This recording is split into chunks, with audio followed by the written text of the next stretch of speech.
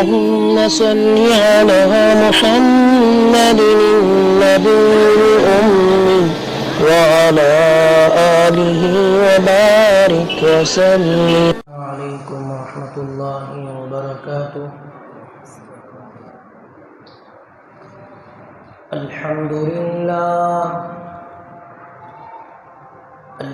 لله نحمده ونستعينه ونستغفره ونؤمن به ونتوكل عليه ونعوذ بالله من شرور أنفسنا ومن سيئات أعمالنا. من يهده الله فلا مضل له ومن يضلله فلا هادي له. ونشهد أن لا إله إلا الله وحده لا شريك له. ونشهد أن سيدنا وسندنا وحبيبنا ومحمدنا صلى الله تعالى عليه وعلى آله وبارك وسلم تسليما كثيرا كثيرا. آمنت بالله فأعوذ بالله من الشيطان الرجيم. بسم الله الرحمن الرحيم. والسابقون الأولون من المهاجرين والأنصار. صدق الله المولانا العظيم. قال رسول الله صلى الله عليه وسلم: لكل نبي رفيق ورفيقي في الجنة عثمان، أو كما قال عليه الصلاة والسلام. رب اشرح لي صدري ويسر لي أمري واحلل عقدة من لساني يفقهوا قولي. اللهم صل على محمد وعلى آل محمد في أول كلامنا. اللهم صل على محمد وعلى آل محمد في أوسط كلامنا. اللهم صل على محمد وعلى آل محمد في آخر كلامنا. واجب الاحترام بزرگوں، دوستوں، بھائیوں، اس وقت آپ حضرات کے سامنے سیدنا حضرت عثمان غنی رضی اللہ تعالیٰ عنہ کی شہادت کا پس منظر، اس موضوع پر مجھے کچھ کہنا ہے. دعا کیجیے گا اللہ پاک حق بات، حق طریقے کے ساتھ، حق نیت کے ساتھ آپ حضرات تک امانت کے طور پر کہنے کی توفیق عطا فرمائے. زبان سے وہ باتیں نکلوائے جس سے میرا، آپ کا، امت کا فائدہ ہو. ان باتوں سے میری، آپ کی، امت کی حفاظت کرے جس سے فتنہ فساد، شرور و فتن پھیلتا ہو. اللہ تعالی ہم سب کو عمل کی دولت سے مالا مال کرے. حاضرین گرامی، جیسے کہ میں نے گزشتہ جمعہ بتلایا، سیدنا حضرت عثمان غنی رضی اللہ تعالی آپ خلیفہ ثالث ہیں. حضور علیہ السلام بھی آپ سے محبت کیا کرتے تھے، حتیٰ کہ ایک مرتبہ نبی کریم علیہ السلام کسی انصاری صحابی کے مقام باغ میں تشریف لے گئے تاکہ تھوڑی دیر آرام کریں، گرمی کا زمانہ تھا. دربان سے کہا کہ جب تک میں اجازت نہ دوں کسی کو آنے نہ دوں. تو تھوڑی دیر بعد صدیق اکبر رضی اللہ تعالیٰ تشریف لائے، اجازت مانگی تو دربار حضور کے دربار میں گئے اور پوچھا کہ صدیق اکبر رضی اللہ تعالیٰ آئے ہیں، کیا اجازت ہے وہ اندر آئیں؟ حضور نے کہا افتح لہ الباب وبشر بالجنہ، ابو بکر کے لیے دروازہ کھول دو اور جنت کی خوشخبری دو۔ تھوڑی دیر بعد حضرت عمر فاروق تشریف لائے، آپ کے لیے بھی یہی کہا افتح لہ الباب بشر بالجنہ، ان کے لیے دروازہ کھول دو اور جنت کی خوشخبری دو۔ آخر میں سیدنا حضرت عثمان غنی رضی اللہ تعالیٰ تشریف لائے تو حضور علیہ السلام نے فرمایا افتح لہ الباب وبشر بالجنہ وعلی بلوى یصیبہ، ان کے لیے دروازہ کھول دو، جنت کی خوشخبری دو اور یہ بھی بتلا دو کہ ان پر ایک امتحان ہونے والا ہے، حالات آنے والے ہیں۔ یہی وجہ ہے کہ پیغمبر علیہ السلام سبیر نامی پہاڑی پر آپ کھڑے تھے، آپ کے ساتھ ابو بکر تھے، عمر رضی اللہ تعالیٰ اور حضرت عثمان غنی تھے۔ پہاڑ حرکت کرنے لگا تو حضور نے فرمایا اسکن سبیل فإن علیک نبی وصدیق وشہیدان، سبیل رک جا، تیرے اوپر ایک نبی کھڑا ہے اور ابو بکر کھڑے ہیں اور 2 شہید کھڑے ہیں۔ تو غرض حاضرین محترم، حضور علیہ السلام نے پہلے ہی اشارہ دے دیا تھا کہ آپ شہید ہوں گے۔ ظاہر سی بات ہے، پیغمبر کی زبانی جو بات نکلی ہے وہ ہو کر رہتی ہے۔ دنیا والے یہ کہیں کہ ہمالیہ کا پہاڑ اپنی جگہ سے ہل گیا تو ولو بالفرض مان لیا جا سکتا ہے، لیکن کوئی یہ کہتا ہے کہ پیغمبر نے جو بات کہی ہے وہ جھوٹی ہو گئی، نعوذ باللہ، ہرگز تسلیم نہیں کیا جائے گا۔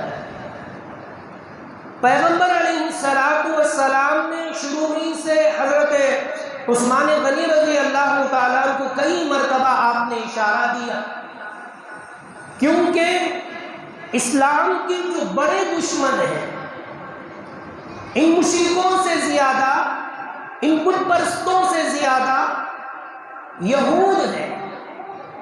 یہ یہود کبھی نہ کبھی جیسے موقع ملتے، جیسا موقع پاتے، اسی موقع کو غنیمت جان کر انہوں نے حد درجہ مسلمانوں کو نقصان پہنچانے کی، دین کو نقصان پہنچانے کی بے شمار انہوں نے کوششیں کی، آج بھی کر رہے ہیں۔ ہمارے دشمن یہ مشرک نہیں ہے، یہ کفار نہیں ہے، ہمارے اور آپ کے دشمن، اس دین کے دشمن یہ یہود ہیں۔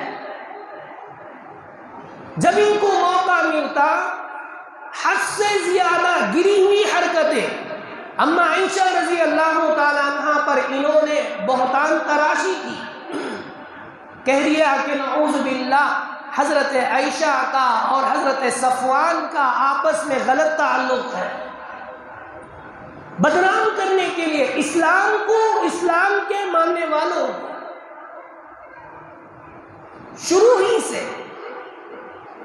اب ہوا یہ تھا کہ پیغمبر علیہ السلام دنیا سے چلے گئے، حضرت ابو بکر کا زمانہ آیا، حضرت عمر فاروق کا زمانہ آیا۔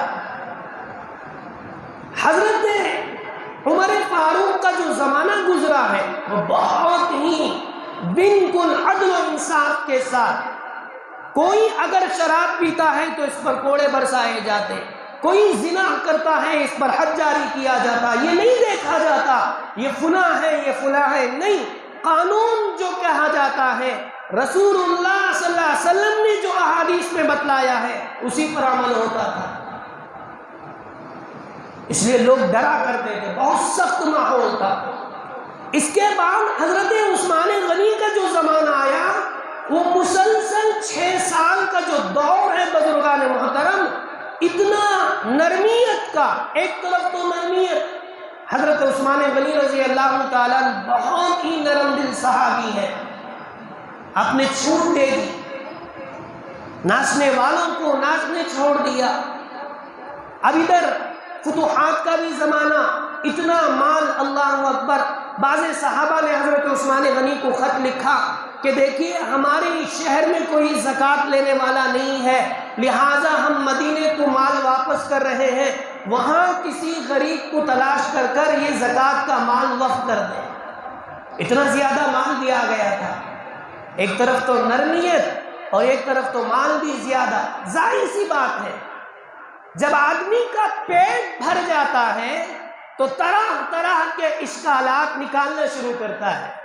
اس کی زندگی مثال سماعت کیجئے گا، ایک آدمی بھوکا ہے، اس بھوکے کے سامنے سوکھی روٹی رکھیے، پانی رکھیے، وہ یہ سمجھ کر کھاتا ہے ماشاءاللہ کتنا اس کے اندر مزہ ہے، اور وہ سر جھکا کر کھائے گا۔ پیٹ بھرے آدمی کو آپ بریانی بھی رکھ دیجئے، اس میں کیڑے نکالنا شروع کرے گا، کھٹا ہے، میٹھا ہے، تیز ہے، یہ انسانی فطرت ہے۔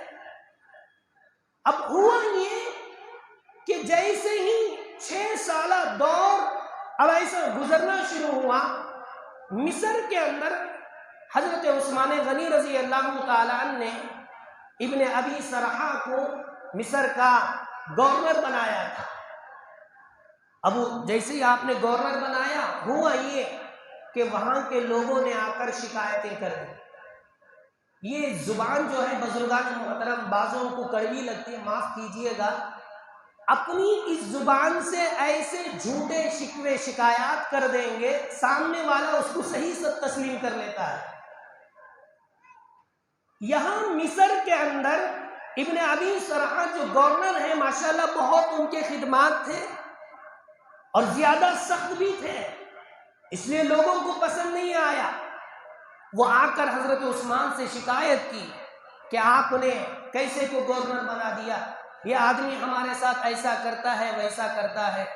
تو حضرت عثمان نے زبردست خط لکھا، کہا کہ دیکھو تمہاری شکایت پہنچی ہے، آئندہ ایسی پہنچے گی تو پھر تم پر تنبیہ کی جائے گی۔ آپ نے خط لکھا، ابن ابی سرحہ کو جیسے یہ معلوم ہوا وہ آگ بگولا ہو گئے، میری شکایت تم نے کی، اس لیے انہوں نے جن لوگوں نے شکایت کی ان پر بہت زیادہ سختی، اتنی زیادہ سختی کر دی کہ ان میں سے ایک آدمی کا انتقال ہو گیا۔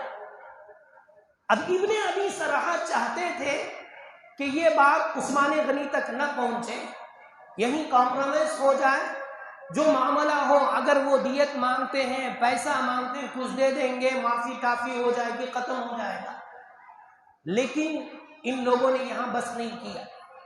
اب دشمن، یاد رکھیے، جب بھی دین کو نقصان پہنچتا ہے یا گھروں کو نقصان پہنچتا ہے یا خاندانوں کو نقصان پہنچتا ہے، یہ بعض مکار اپنے کا لبادہ اوڑھ کر، اپنے ہونے کا جتلا کر، یہی لوگ ہیں جو گھروں کو اجاڑتے ہیں، خاندانوں کو اجاڑتے ہیں، معاشرے کو اجاڑتے ہیں، اور یہی وہ لوگ منافق قسم کے ہوتے ہیں جو اندر داخل ہو کر اپنا پن دکھا کر بزرگان محترم وہ تہس نہس کر دیتے ہیں۔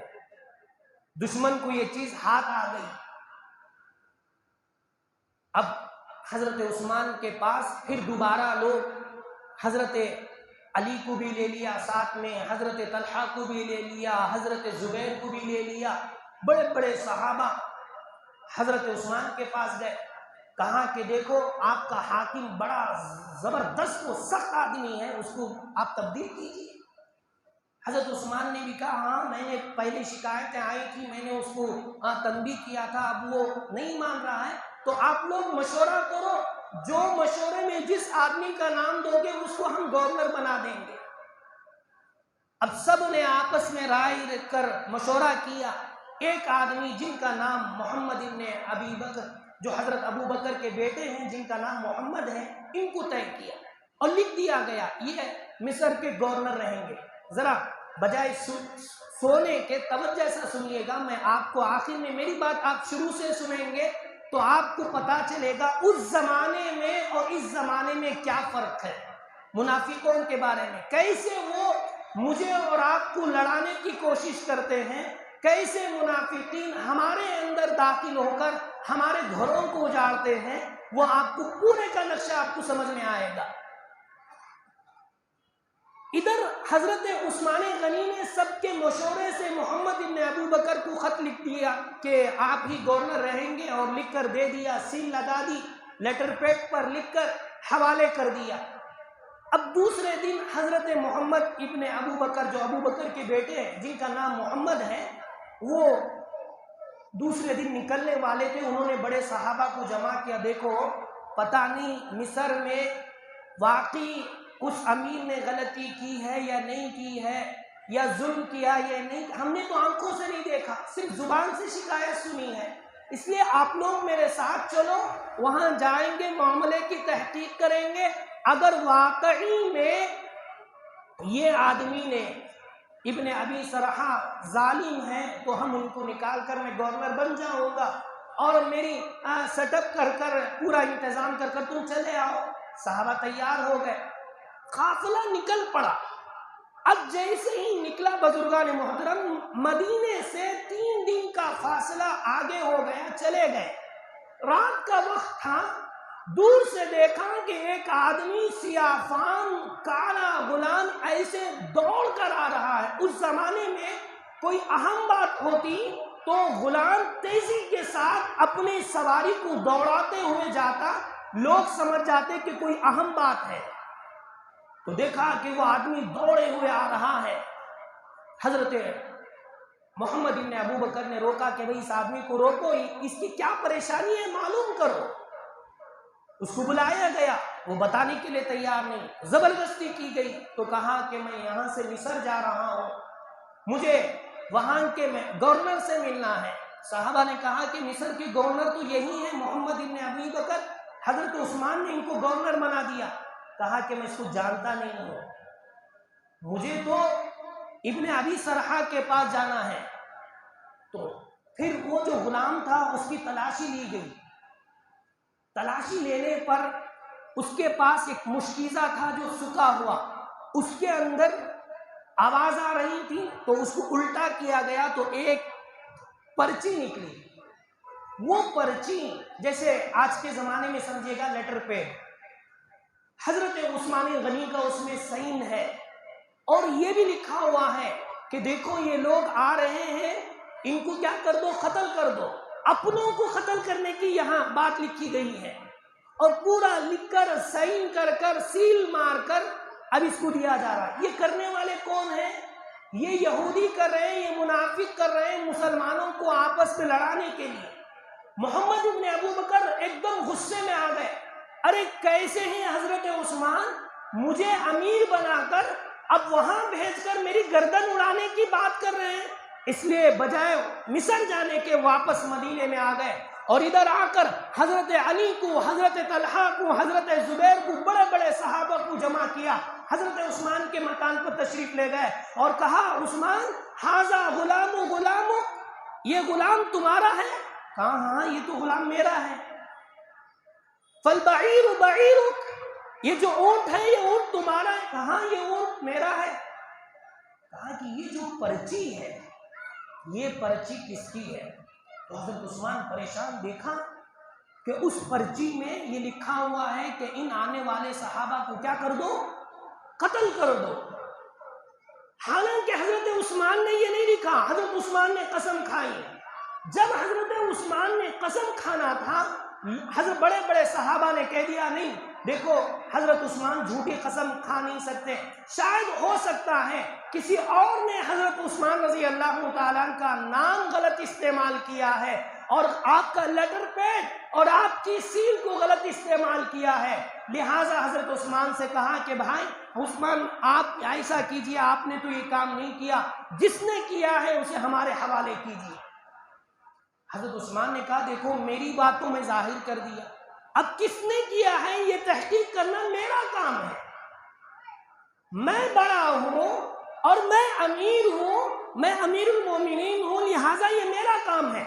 اگر میں اس آدمی کو تمہارے حوالے کروں گا، ظاہر سی بات ہے تم لوگ غصے میں آگ بگولا ہو کر تم کیا کر دو گے، اس آدمی پر ٹوٹ پڑو گے۔ اس لیے غصے کو قابو میں رکھو، میں تحقیق کرتا ہوں۔ تو لوگوں نے تسلیم نہیں کیا۔ ایک تو آپ نے کہا کہ لیٹر پیڈ آپ نے نہیں دیا، سیل آپ نے نہیں دی، اور آپ یہ بھی نہیں اجازت دے رہے کہ اس آدمی کو ہمارے حوالے کریں۔ دشمن کو اور زیادہ موقع مل گیا۔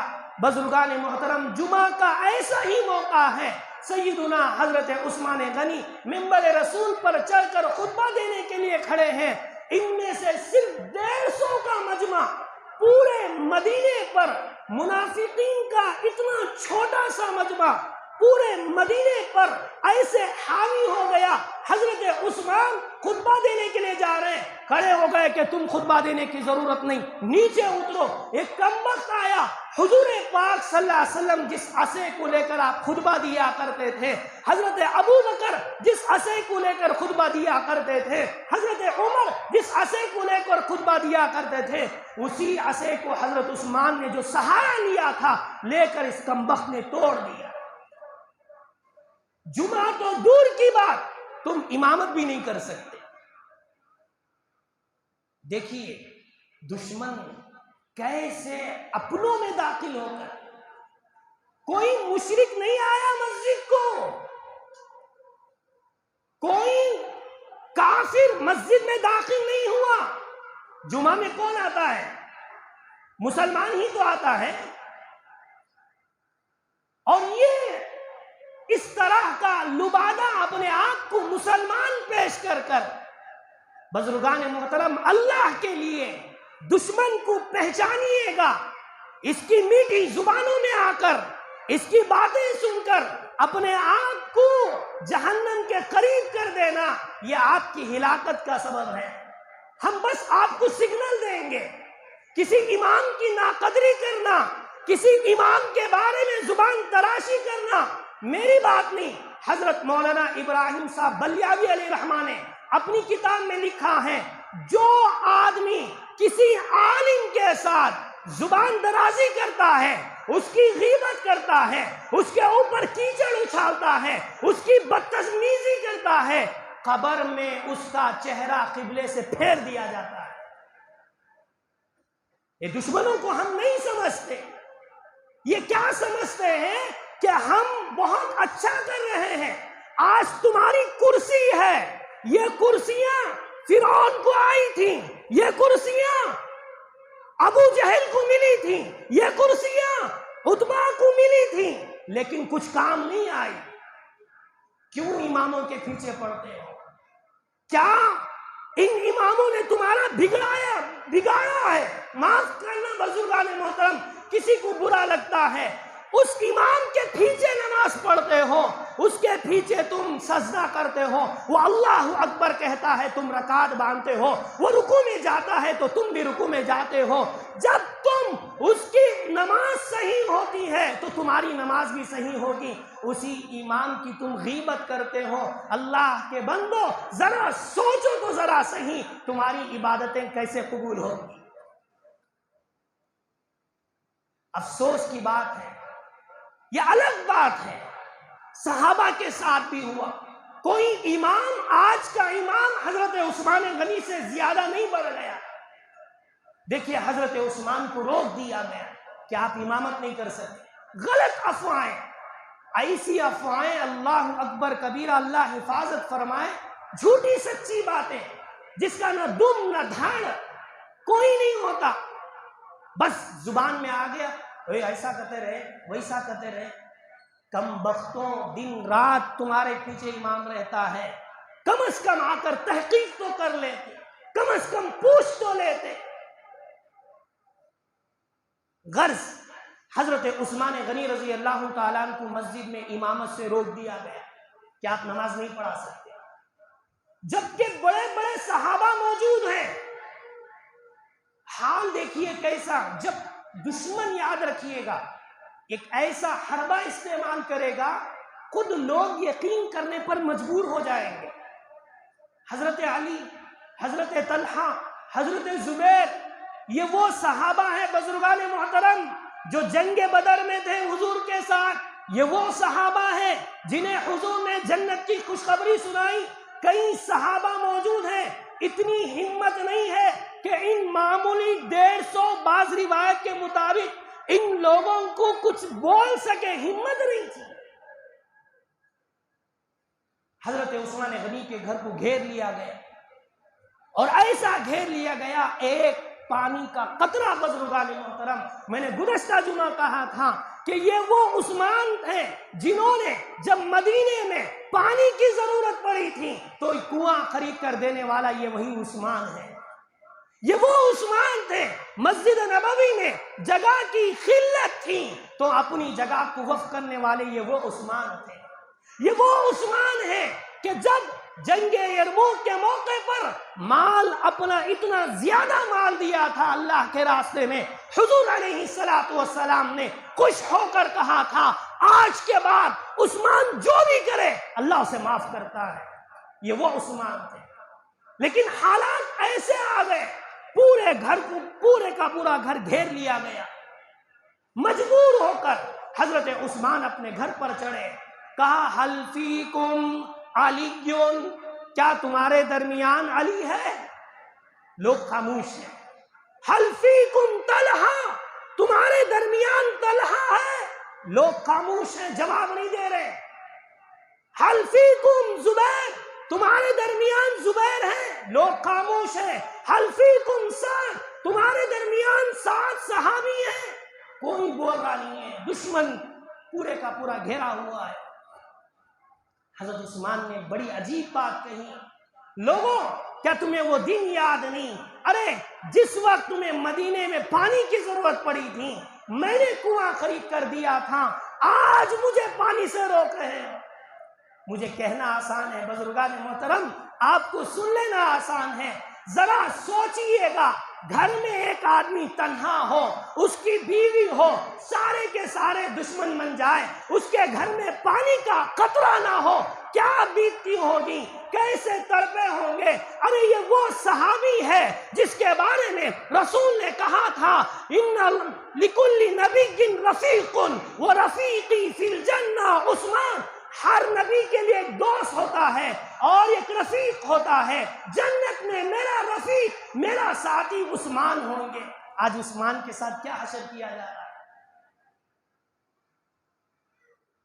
ہوا یہ، وقت مختصر ہے اس لیے میں اس کو اور زیادہ طول دینے کے بجائے مختصر کرنا چاہوں گا۔ اب جیسے ہی دیکھا کہ کوئی حضرت عبداللہ ابن سلام جو پہلے یہودی تھے، اللہ کے کرم سے آپ ایمان میں داخل ہو گئے، انہوں نے آ کر سلام کیا، دور سے کھڑے ہو کر کہا کہ حضرت عثمان، تو حضرت عثمان نے کہا کہ کیا تم عبداللہ ابن سلام ہو؟ ہاں میں عبداللہ ابن سلام ہوں، میری درخواست سن لیجئے، آپ حکم دیجئے، ارے ان کم بختوں نے آپ کا جینا حرام کر دیا ہے، ہم اپنی تلواریں نکالیں گے، ان کو ختم کر دیں گے، یا تو آپ اسے تسلیم کیجئے، یا تو آپ چھپ کر ہم کسی طرح سے آپ کو یہاں سے نکال کر یا تو مکہ بھیج دیں گے، یا تو آپ کو ہم ملک شام بھیج دیں گے، یا تو آپ ہمیں اجازت دیجئے گا ہم ان کے ساتھ لڑیں۔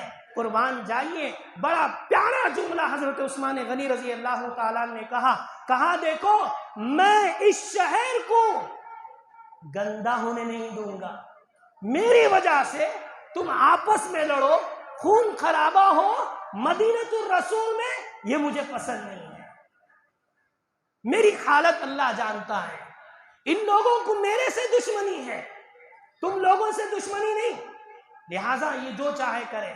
رہی تمہاری بات مدینے کو چھوڑ دو، میں مدینے کو نہیں چھوڑ سکتا، میں مکہ نہیں جا سکتا، مکے سے ہجرت کر کر آیا ہوں، دوبارہ مکہ نہیں جاؤں گا، اگر میں دوبارہ مکہ چلا گیا تو پھر ہوگا یہ کہ میری ہجرت خراب ہو جائے گی، لوگ تانا دیں گے جس مکے کو چھوڑ کر اسلام کے لیے تم مدینہ گئے تھے ہجرت کر کر، آج اسی اسلام والوں نے تمہیں دوبارہ مکہ بھیج دیا، اس لیے میں مکہ نہیں واپس جاؤں گا۔ تو اب پھر ہوا حضرت طلحہ اپنے بیٹے کو اور حضرت علی نے اپنے دونوں بیٹے حضرت حسنین کو حضرت عثمان غنی رضی اللہ تعالیٰ عنہ کے گھر کے سامنے کھڑا دیا کہ دیکھو جو بھی ہو، حضرت عثمان صحابی ہیں، اللہ کے رسول کے داماد ہیں اور ذوالنورین کا آپ کو لقب ملا ہے، لہٰذا ہم دشمن کے حوالے ان کو نہیں کر سکتے، تم ان کے گھر کے سامنے ٹھہرے رہو۔ یہاں پر صحابہ کے بچے، نوجوان بچے پورے کے پورے کھڑے ہیں، لیکن میں نے کہا دشمن بڑا مکار ہوتا ہے، وہ اپنوں کو خرید لیتا ہے، وہ اپنوں میں داخل ہو کر ایسا زہر بھر دے گا، اپنا اسے اتنی گری ہوئی نگاہ سے دیکھے گا، ارے یہ تو میرا دشمن سمجھے گا۔ ایسے ہی ہوا، حضرت عثمان غنی رضی اللہ تعالیٰ عنہ کے سامنے تو یہاں صحابہ کے بچے کھڑے ہیں، دشمن نے چال چلی، انصاری کے مکان میں گئے اور ادھر پھان کر الٹے سے کہ گھر کے اندر داخل ہو گئے۔ ادھر حضرت عثمان غنی رضی اللہ تعالیٰ نے خواب دیکھ لیا کہ حضور علیہ السلام خواب میں آئے ہیں، حضرت عمر، حضرت ابوبکر کہہ رہے ہیں کہ بھئی جلدی کرو، تم روزے سے ہو، افطار ہمارے ساتھ کرنا ہے۔ اب حضرت عثمان سمجھ گئے کہ یہ اب میرا مرنا اور میرا شہید ہونا یہ تو طے ہے، اس لیے آپ کبھی بھی آپ لنگی پہنا کرتے تھے، اس دن آپ نے پیجامہ پہنا، کیوں؟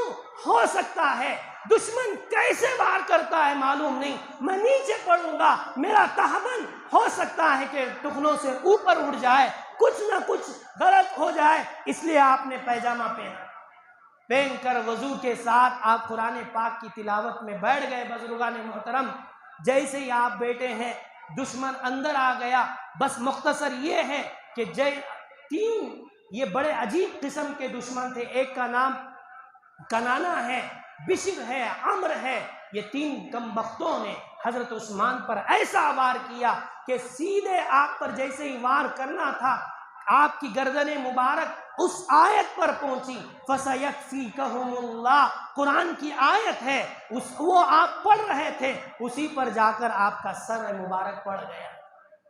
آپ کی وہ جو بیچاری محترمہ بیوی گھر میں جو تھی، وہ بچانے کے لیے آگے بڑھتی ہیں، آپ پر ایسا وار کیا گیا، آپ کی بیوی کے 3 انگلیاں کٹ ہو گئی۔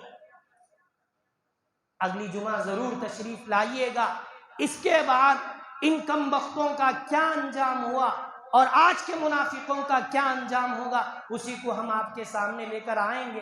دعا کیجئے گا بزرگان محترم، اللہ پاک مجھے اور آپ کو دشمن کو پہچاننے کی توفیق عطا فرمائے، اور اللہ ہمیں دشمنوں سے بچائے، ہم اپنے اندر آخری کا